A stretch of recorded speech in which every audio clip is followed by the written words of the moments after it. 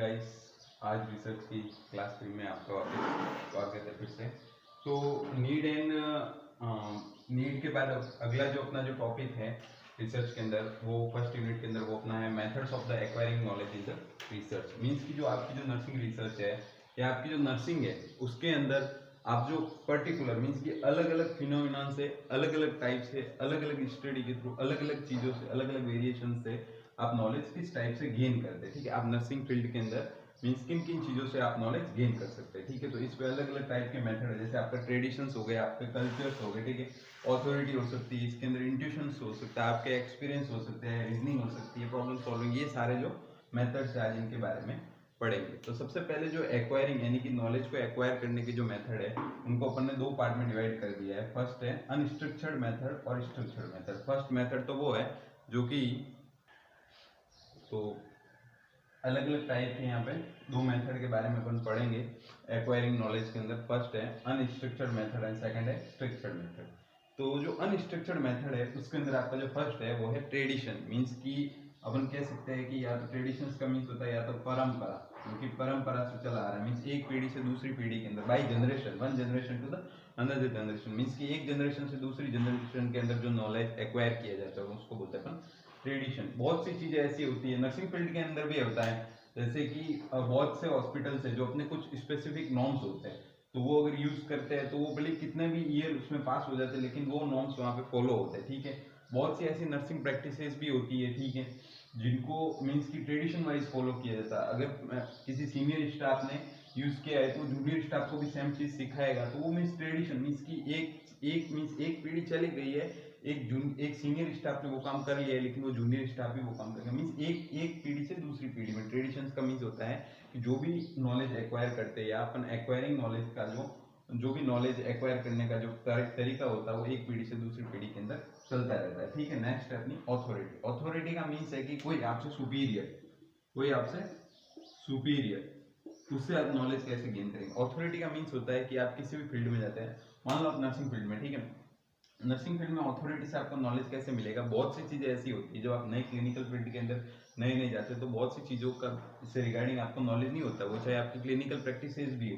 तो क्या होता है कि आपकी जो ऑथोरिटी होती है, जो वहाँ पे हेड होता है, वो क्या करता है, आपके एक्सपीरियंस को बिल्ड करता है। मीन्स की जो भी चीज़ आपको नहीं आ रही है वो सिखाता है। वो जो ऑथोराइज पर्सन होता है वो उस चीज़ के बारे में आपको क्या करता है, नॉलेज देता है, आपको नॉलेज प्रोवाइड करवाता है। तो ऑथोरिटी नॉलेज गेन करने में किस टाइप से हेल्प करती है कि जो भी सुपीरियर्स होते हैं वो अपने इंफीरियर्स को अपने जो एक्सपीरियंस होते हैं उनका नॉलेज प्रोवाइड करवाते हैं। ठीक है, नेक्स्ट है इंट्यूशन। इंट्यूशन का अगर ऐसे मीनिंग देखें तो मीन्स होता है कि ऑल नॉलेज, ये अपन हिंदी में कहे तो कह सकते हैं सहज ज्ञान, तो कह सकते हैं सहज ज्ञान। मीन्स कि आपके पास अगर किसी भी चीज़ का नॉलेज है, if you have proper knowledge regarding something, means अगर आपको किसी भी चीज़ के संबंधित कुछ भी नॉलेज है तो वो जो नॉलेज है आपकी जो बेसिक प्रैक्टिसेस होती है उसमें हेल्प करती है। अगर आपका मान लो आपकी जो थ्योरी है नर्सिंग फील्ड से रिगार्डिंग देखें तो जैसे आपकी जो प्रैक्टिकल सब्जेक्ट्स जो होते हैं उनमें अगर आपकी थ्योरी अच्छी है तो आपके प्रैक्टिकल्स भी अच्छे होंगे। क्यों? क्योंकि अगर आपको थ्योरी में उन चीज़ों का नॉलेज है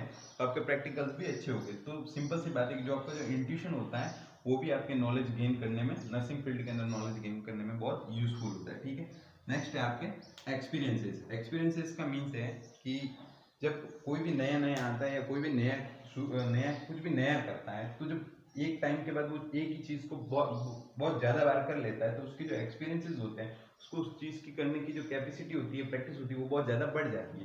तो मीन्स अगर आपके जो एक्सपीरियंस है वो किसी चीज़ को लेकर अच्छे है, ठीक है, मान लो आप नए आए हो, आपको आईएम इंजेक्शन लगाना नहीं आ रहा है, मीन्स आपका एक्सपीरियंस लेवल है वो 0 है, लेकिन जब आप उसी आईएम इंजेक्शन को 15 से 20 पेशेंट पे अप्लाई कर देते हो या उससे भी ज़्यादा पेशेंट पे अप्लाई कर देते हो तो उसके अंदर आपकी जो मास्टरी है या जो आपका एक्सपीरियंस है वो बहुत हाई लेवल का हो जाएगा।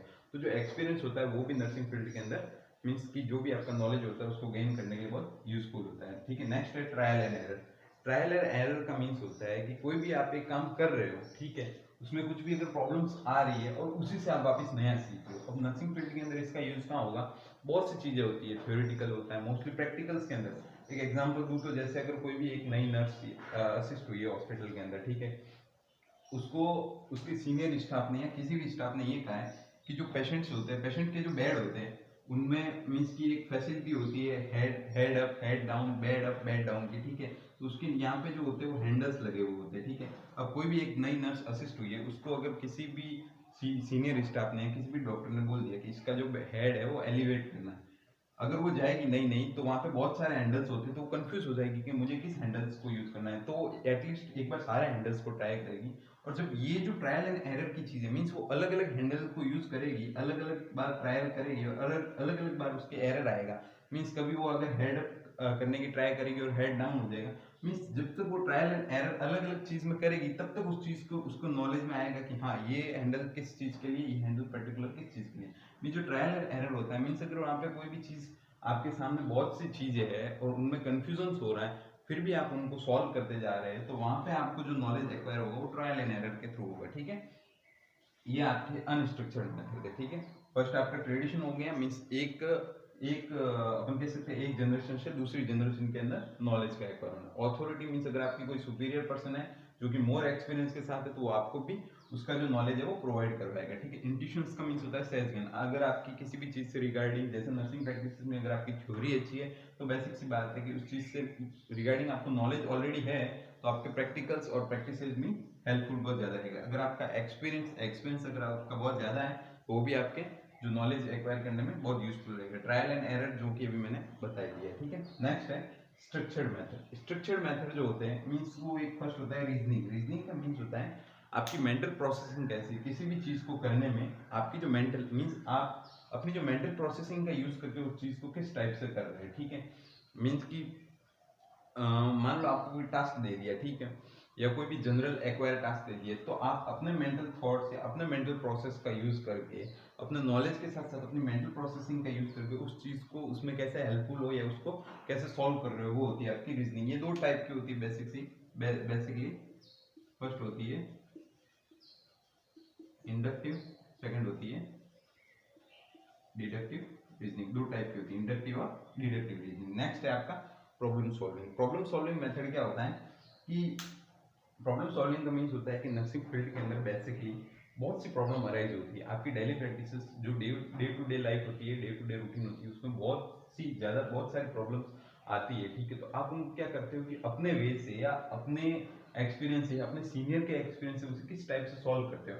और जब अगर कोई प्रॉब्लम आपके सामने एक बार आती है, अगर आप उसे सॉल्व कर देते हो, मान लो सिंपल सा एग्जांपल है कि अगर आपको मान लो आपको जो ड्रिप होती है वो कैनुला से कनेक्ट करनी नहीं आ रही है, अब उस चीज से रिगार्डिंग आपका एक्सपीरियंस है, वो आपके सामने एक प्रॉब्लम बन के खड़ी हुई है, ठीक है, और उससे रिगार्डिंग आपका एक्सपीरियंस 0 लेवल पे, ठीक है।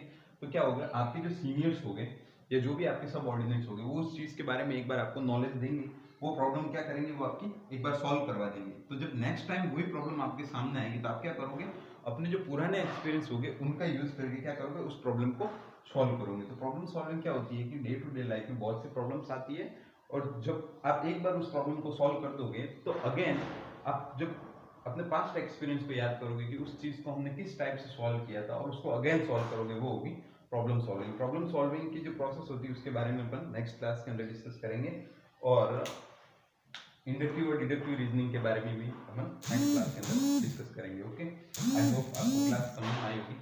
Thank you.